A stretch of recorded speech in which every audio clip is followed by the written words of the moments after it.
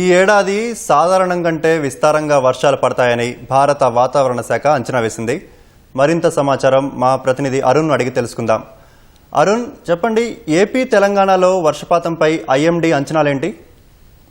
వర్షాకాలం సంబంధించి అదేవిధంగా దేశవ్యాప్తంగా ఈ వర్షాభావ పరిస్థితులు, వర్షాకాల పరిస్థితులు, వాటన్నిటికి సంబంధించినటువంటి వివరాలతో ఈ రోజు భారత వాతావరణ శాఖ అనేక వివరాలను వెల్లడించింది.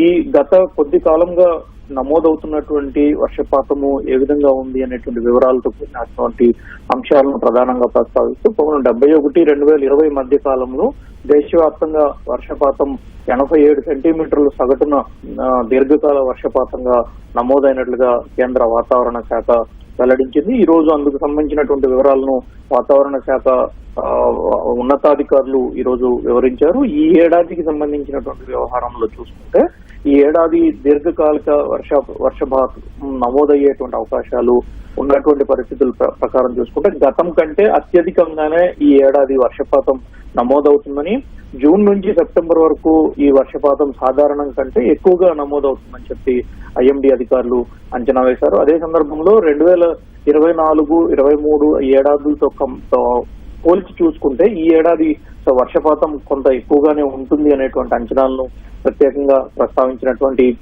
భారత వాతావరణ శాఖ నైరుతి ఋతుపవనాల కారణంగానే ఈ వర్షపాతం పూర్తిగా నమోదవుతుందని, దీంట్లో ప్రత్యేకంగా ఆంధ్రప్రదేశ్, తెలంగాణ, మహారాష్ట్ర, ఒడిశా, ఛత్తీస్గఢ్, కర్ణాటక వంటి రాష్ట్రాల్లో సాధారణం కంటే ఎక్కువ వర్షపాతాలు నమోదవుతాయని, అదే సందర్భంలో తమిళనాడు, ఈశాన్య రాష్ట్రాల్లో సాధారణం కంటే తక్కువ వర్షపాతం నమోదవటానికి ఆస్కారం ఎక్కువగా కనిపిస్తుందని చెప్పి వాతావరణ శాఖ అధికారులు అంచనా వేశారు.